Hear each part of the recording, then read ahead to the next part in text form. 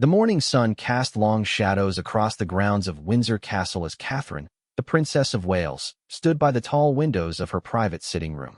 Her fingers traced the cool glass while she watched the groundskeepers tend to the rose garden below, the same roses that had bloomed for centuries, witnessing countless royal moments of joy and sorrow. William had left before dawn for what would be his final solo engagement as the heir to the throne. Neither of them had spoken about it directly, but they both knew. The weight of unspoken words hung heavy in the air between them, like morning mist that refuses to lift. The children were still sleeping. George, Charlotte, and Louis had no idea that this day would mark a turning point in their young lives.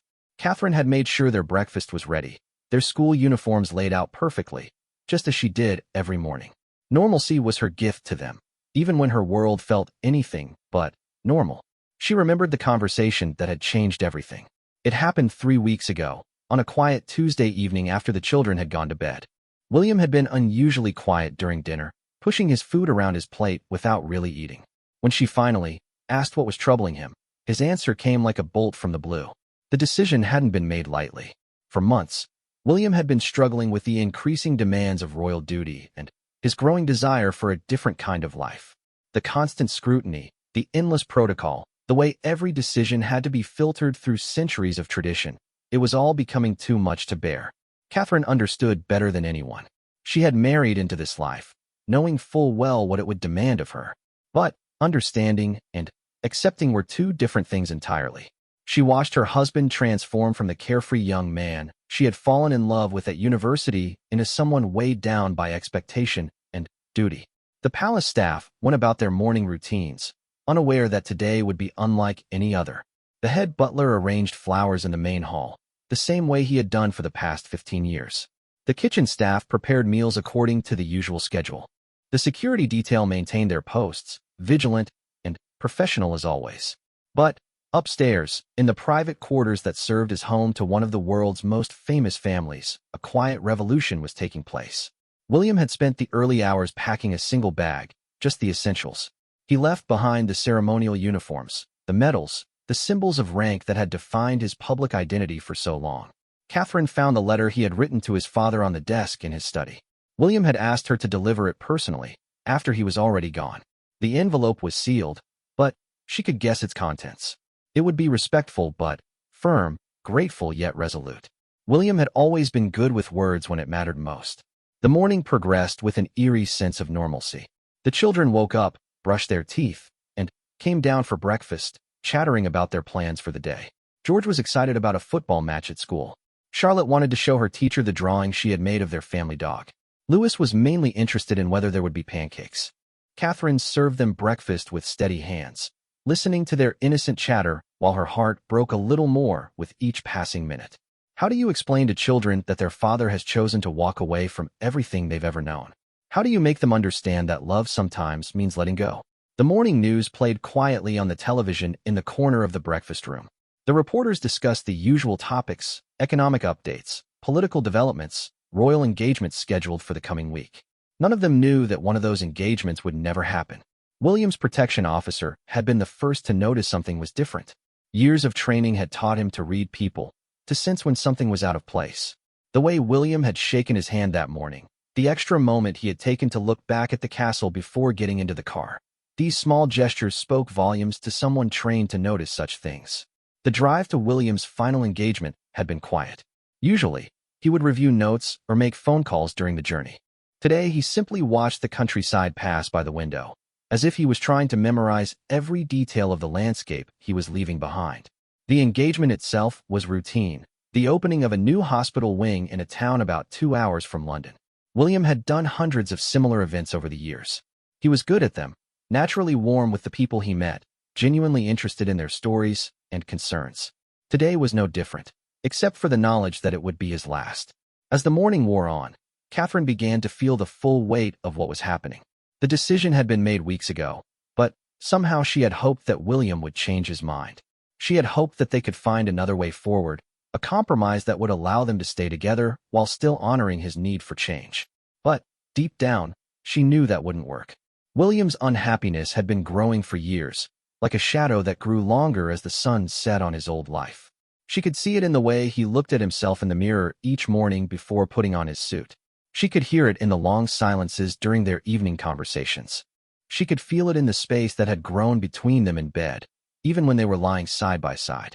The children finished their breakfast and prepared for school, completely unaware that their lives were about to change forever.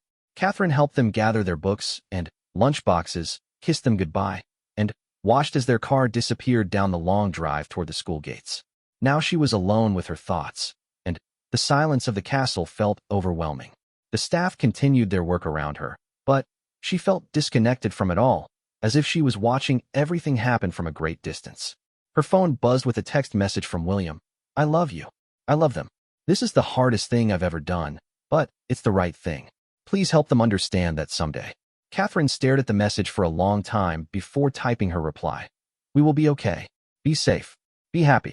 She hit send and then turned off her phone. The world would have plenty of time to dissect this decision, to analyze it and judge it and try to understand it. But right now, in this moment, it was just between them, a wife and a husband saying goodbye without words, across the distance that had grown between their different dreams for the future. The hospital visit was proceeding exactly as planned. William moved through the scheduled activities with the practiced ease of someone who had been doing this kind of work his entire adult life. He toured the new cardiac unit, spoke with doctors about their innovative procedures, and sat beside patients who lit up at the unexpected honor of meeting the future king. Mrs. Elizabeth Morrison, an 82-year-old grandmother recovering from heart surgery, clutched William's hand as he sat beside her hospital bed. She told him about her 6 grandchildren, how proud she was that the future king had come to see her. William listened with genuine attention, asking about each grandchild by name, making her feel like the most important person in the world. What Mrs. Morrison didn't know was that she would be the last person to have this experience with him. In a few hours, William would no longer be the future king. He would just be a man trying to find his way in the world, like millions of others. The irony wasn't lost on William. Here he was, surrounded by people who found hope and inspiration in his presence, and he was about to disappoint them all. But he had learned, painfully and slowly, that you cannot live your entire life for other people's expectations. At some point, you have to choose between being who you are and being who everyone wants you to be. Dr. Sarah Chun, the hospital's chief of cardiology, walked beside William as they toured the new facilities. She spoke passionately about the lives they would save, the families they would help.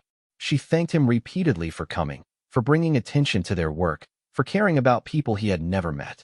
"Your presence here means everything to these patients," Dr. Chun said as they paused outside the children's ward.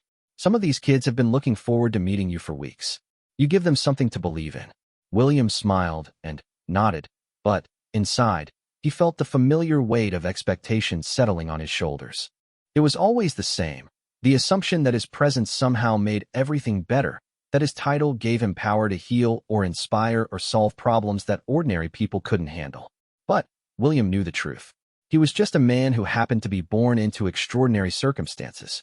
The real heroes were people like Dr. Chun, who spent their days actually saving lives, not just showing up to smile and shake hands. Back at Windsor Castle, Catherine was struggling to maintain her composure. She had dismissed most of the household staff for the day, claiming she needed time to prepare for an upcoming engagement. In reality, she needed space to fall apart without an audience. She walked through the rooms that had been their home for the past several years, seeing them with new eyes. The children's artwork was still stuck to the refrigerator with colorful magnets. William's reading glasses were on the nightstand beside their bed, next to the biography of Churchill he had been working through for months. In his study, she found evidence of his secret preparations. Books about life outside the royal family, printed articles about people who had successfully started over in midlife, handwritten notes about practical matters like bank accounts and health insurance. He had been planning this carefully, quietly, for longer than she had realized. The letter to King Charles sat on the desk like an unexploded bomb. Catherine knew that once she delivered it, there would be no going back. The conversation would begin, and William's decision would become real in the eyes of the family and, eventually, the world. She thought about calling him, trying one more time to change his mind. But she knew it wouldn't work. She had seen the look in his eyes over the past few months, the look of someone who had finally made a decision after years of uncertainty. There was relief in it, even amid the sadness. Her phone rang, interrupting her thoughts. It was her private secretary, asking about preparations for next week's engagement at a children's charity. Catherine listened to the familiar routine of scheduling and protocol, realizing that all of this would soon change. Her role, her responsibilities, her entire public identity would need to be redefined. Actually, could you clear my schedule for the next few days? She found herself saying. Something has come up. Meanwhile, at the hospital, William was finishing his final royal engagement. The visit had gone perfectly. No awkward moments, no difficult questions from the press, no protocol breaches. Just a successful day of doing the job he had been trained for since birth. As he prepared to leave, the hospital staff gathered in the main lobby to say goodbye. They applauded as he walked toward the exit, their faces filled with gratitude and admiration. William paused at the door, looking back at the crowd of doctors, nurses, patients, and administrators who had made him feel so welcome. "Thank you," he said simply, "for everything you do, for the lives you save, for the hope you give to families every single day. That's real service, and I have tremendous respect for all of you." His words were sincere, but they also felt like a farewell to more than just this hospital. They felt like a goodbye to a way of life, a set of expectations, a version of himself that he was ready to leave behind. The drive back toward London was quiet. William's protection officer sensed the change in mood but said nothing. Years of working with the royal family had taught him when to speak and when to simply be present. William watched the familiar countryside pass by the window, thinking about all the times he had made this same journey. As a child, excited about visits to his grandmother. As a young man, nervous about his first solo engagements. As a husband and father, balancing duty with his desire to be present for his own children. The weight of history pressed down on him as they drove past ancient estates and village churches where his ancestors had worshipped for centuries. He thought about the crown that would one day have been his, the throne that would now pass to his eldest son decades earlier than anyone had expected. George would be king someday, but not yet. For now, he would just be a boy growing up with the knowledge that his father had chosen love and personal happiness over duty and tradition. William hoped his son would understand, would maybe even be proud of his father's courage to choose authenticity over expectation. As they approached the outskirts of London, William's phone buzzed with a message from Catherine. "The children are home from school. They're asking when you'll be back for dinner." William stared at the message for a long time before typing his response. "Tell them I love them more than all the stars in the sky. Tell them that sometimes loving someone means making difficult choices. Tell them I'll explain everything when the time is right." He turned off his phone before Catherine could reply. The conversation with his children would have to wait, but it would happen. When they were older, when they could understand the difference between abandoning your family and choosing to love them in a different way. The car pulled up to a small hotel on the outskirts of London where William had made a reservation under a different name. He thanked his protection officer, shook his hand, and walked into the lobby with just his single bag and the weight of a decision that would change his family forever. Behind him, the life he had known since birth continued without him. Meetings would be rescheduled, engagements would be canceled, and slowly, carefully, the palace machinery would begin to adjust to a new reality. At Windsor Castle, Catherine sat in their bedroom, holding the letter to King Charles and waiting for the courage to make the phone call that would change everything. Outside, the sun was beginning to set, painting the ancient stones of the castle in shades of gold and amber, the same light that had witnessed centuries of royal drama. But perhaps nothing quite like this. The hotel room was nothing like what William was used to. Plain walls, basic furniture, a view of a car park instead of manicured gardens. But as he sat on the edge of the bed, he felt something he hadn't experienced in years: complete silence. No one knew where he was. No one was expecting anything from him. For the first time in decades, his time was truly his own. He opened his laptop and began typing the letter he would send to the major newspapers tomorrow. It needed to explain without making excuses, to take responsibility without assigning blame. Most importantly, it needed to protect Catherine and the children from the storm that would surely follow. Back at Windsor Castle, Catherine had finally made the phone call to King Charles. The conversation had been brief, but heartbreaking. She could hear the confusion and pain in her father-in-law's voice as she explained William's decision. Charles had always been proud of his eldest son, had watched him grow into the role of heir with quiet satisfaction. This news would devastate him. "Where is he now?" Charles had asked, his voice barely above a whisper. "I don't know," Catherine had admitted. "He said he needed time to think, to figure out what comes next." And the children? They don't know yet. William wanted to tell them himself, but not until he was ready to answer their questions.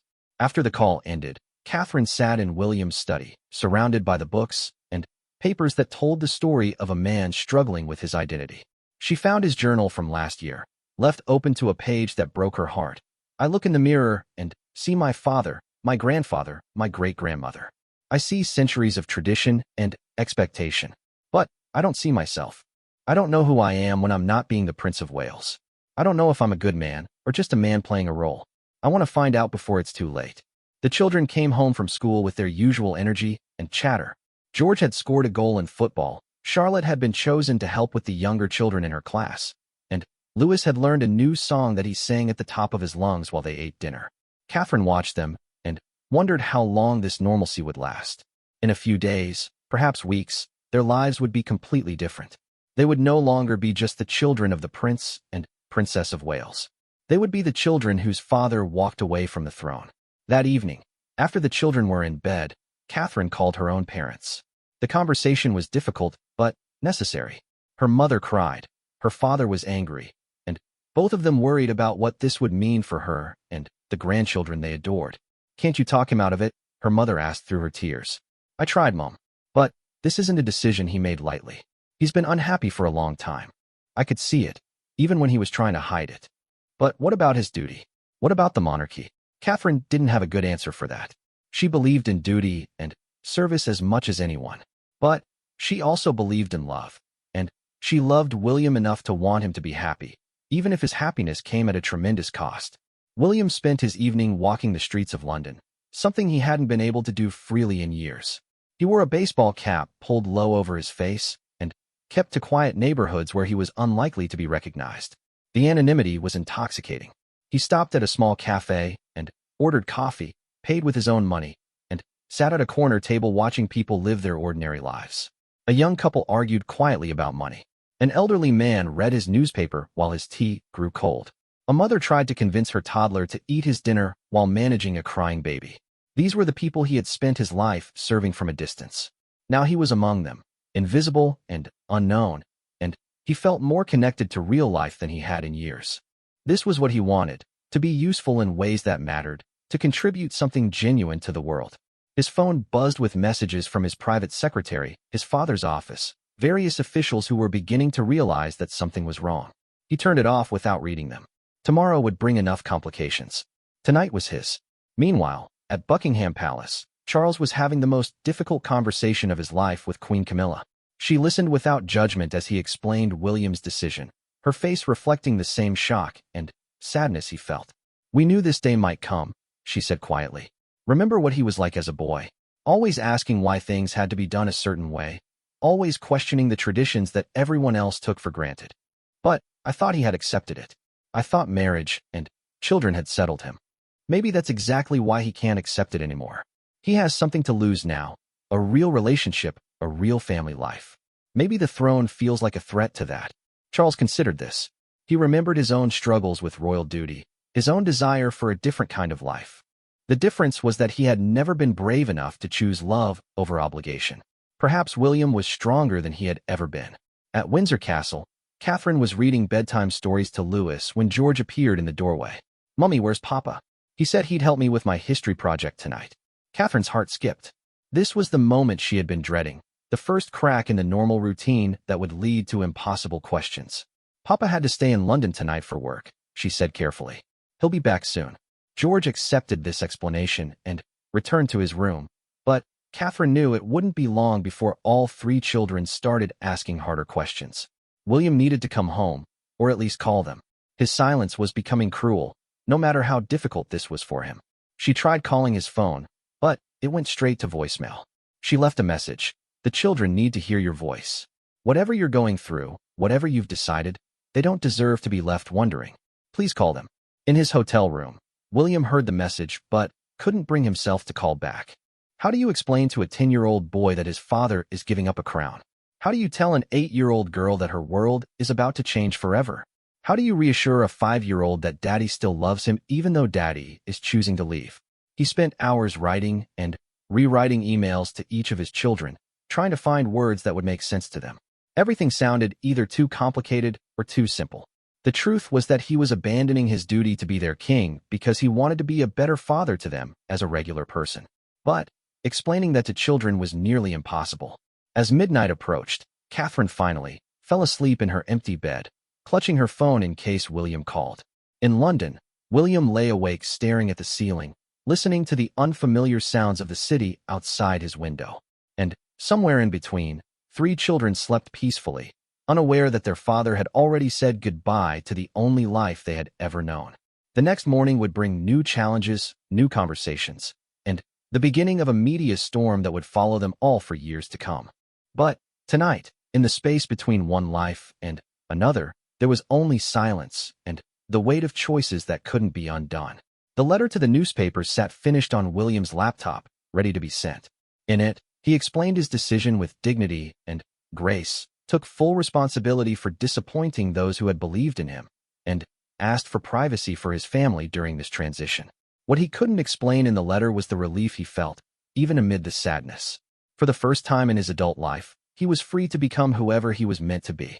The price was enormous, but the gift was invaluable, the chance to live authentically, to love without reservation, and to discover what kind of man he could be when no one was watching. Dawn broke over London with an unusual stillness, as if the city itself was holding its breath for what was to come. William had barely slept, but he felt more awake and alert than he had in months. Today was the day he would step away from everything he had been raised to become and step toward everything he hoped he could be. At precisely 7 a.m., he sent his letter to 3 major newspapers simultaneously. The message was clear and dignified. He was renouncing his claim to the throne, effective immediately. He thanked the British people for their support throughout his life, asked for their understanding of his decision, and requested privacy for his family during this difficult transition. Within minutes of sending the letter, his phone exploded with calls and messages. He turned it off and checked out of the hotel, carrying his single bag toward an uncertain future. His protection officer was nowhere to be seen. William had dismissed him the night before, formally ending that relationship along with so many others. At Windsor Castle, Catherine woke to find her phone buzzing frantically. Her private secretary was calling, barely coherent with panic and confusion. The palace press office was in chaos. The Prime Minister's office was demanding an immediate meeting. The world's media was descending on every royal residence simultaneously. "Ma'am, we need to know what to say," her secretary pleaded. "The phones haven't stopped ringing. There are reporters at the gates. What are your instructions?" Catherine had no instructions. She had no plan for this moment because some part of her had never truly believed it would happen. Even knowing William's decision, even helping him prepare for it, she had somehow hoped it was all just a phase he would work through. The children were still sleeping, blissfully unaware that their world had changed overnight. Catherine stood in the hallway between their bedrooms, torn between her desire to protect their innocence and her knowledge that she couldn't shield them from this forever. Her phone rang again. This time it was Charles, and his voice was different, older, somehow, and deeply tired. "Catherine, we need to talk. All of us. This morning. The children don't know yet. They will soon.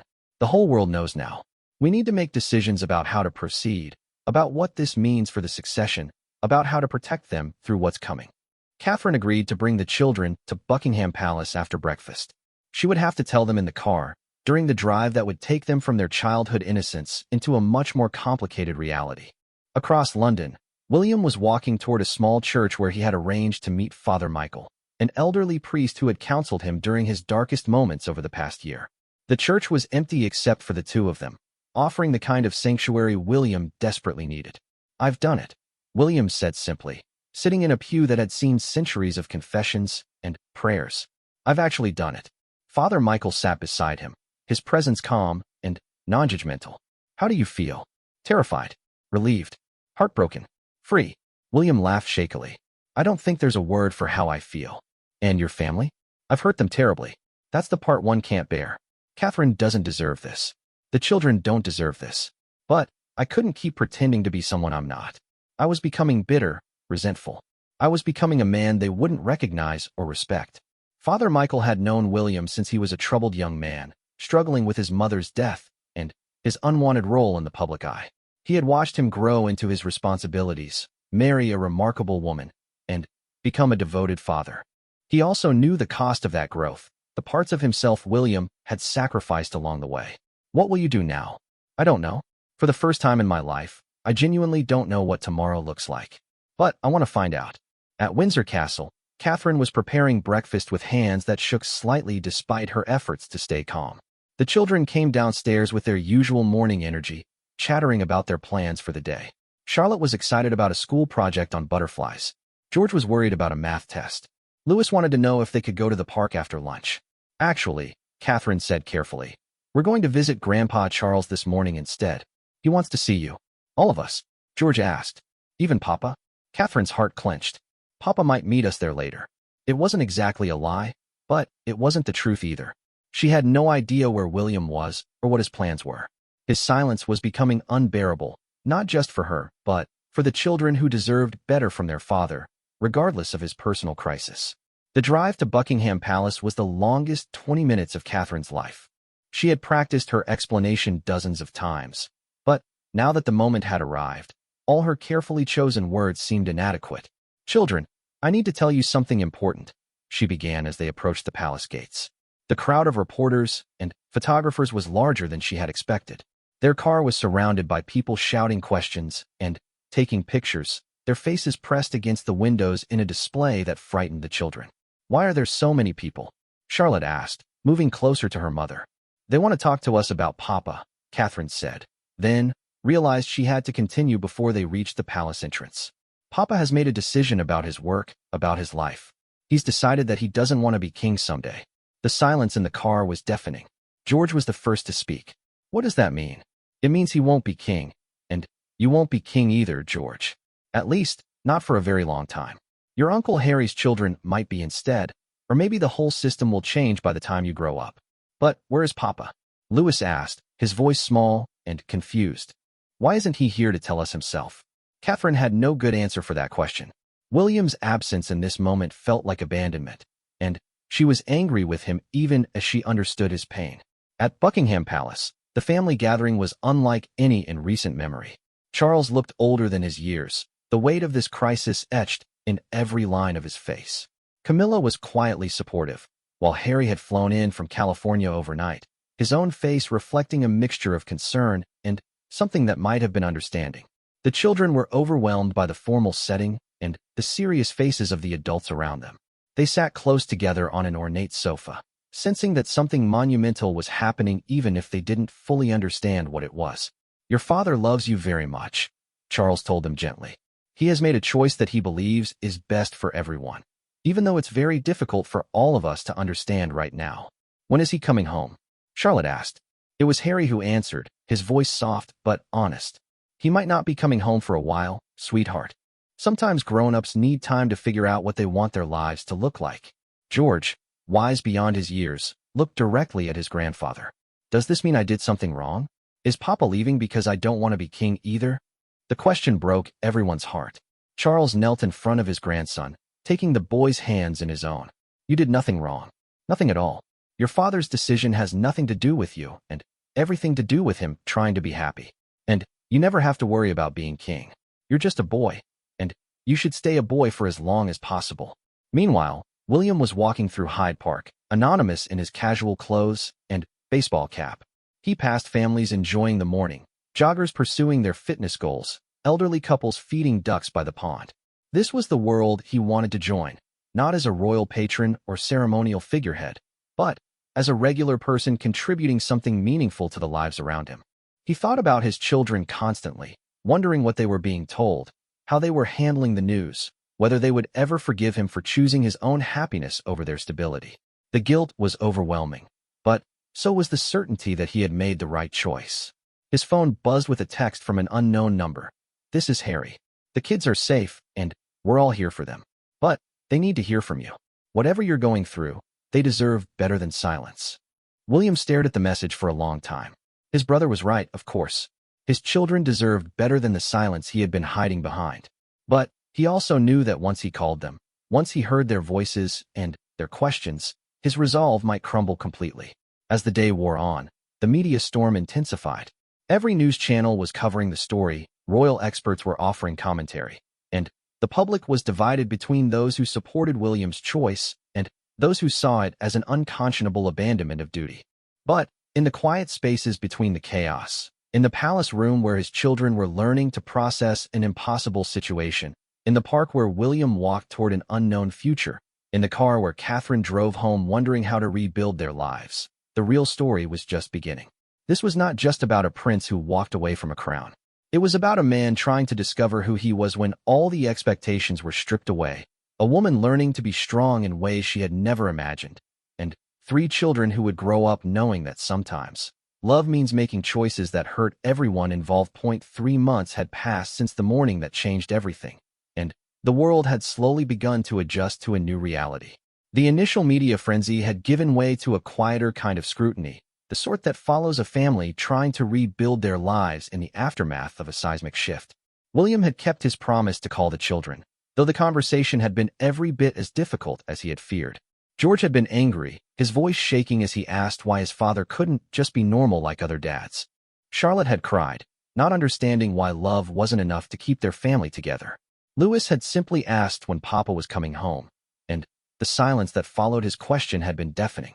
But there had been other conversations too, gentler ones that came in the weeks that followed. Video calls where William read bedtime stories from his small apartment across town. Weekend visits to museums and parks where they could be together without the weight of royal protocol. Slowly, carefully, they were building a new kind of relationship, one based on choice rather than duty, on genuine affection rather than inherited obligation. Catherine had surprised everyone, including herself, with her strength during the transition. The palace had offered her a range of options: maintain her royal status, retain her titles, continue with a modified schedule of engagements. She had chosen to step back almost entirely, keeping only a few patronages that were particularly close to her heart. "I married William, not the crown," she had told Charles during one of their many difficult conversations. "If he's choosing to be a private citizen, then I'm choosing to be a private citizen's wife." The decision had cost her dearly. Some of her oldest friends struggled to understand her choice. The media alternated between portraying her as a victim and criticizing her for abandoning her royal duties. But she had found an unexpected peace in the simplicity of their new life. The children were attending a different school now, one where they were known simply as George, Charlotte, and Louis Wales. The adjustment had been difficult at first. They missed their old friends, the familiar routines, the sense of being special that had always surrounded them. But gradually, they began to appreciate the freedom that came with anonymity. George discovered that he was genuinely good at football when he didn't have to worry about photographers capturing his every move. Charlotte joined the school choir and made friends who knew nothing about royal protocol. Louis learned to ride a bicycle in the local park without a security detail watching his every wobble. William had taken a job with an environmental consulting firm, using his passion for conservation and his connections, though not his title, to help businesses reduce their carbon footprint. The work was meaningful in ways that ribbon-cutting ceremonies had never been. He came home tired, but satisfied, feeling like he was contributing something real to the world. The hardest part was the silence from some quarters of his family. Charles had eventually come to understand and even support William's decision, recognizing echoes of his own younger self in his son's struggle for authenticity. But there were others who viewed William's choice as a betrayal of everything their family represented. Family gatherings were smaller now, more careful, weighted with things that couldn't be said. Harry had been surprisingly supportive, perhaps understanding better than anyone what it felt like to choose personal happiness over royal duty.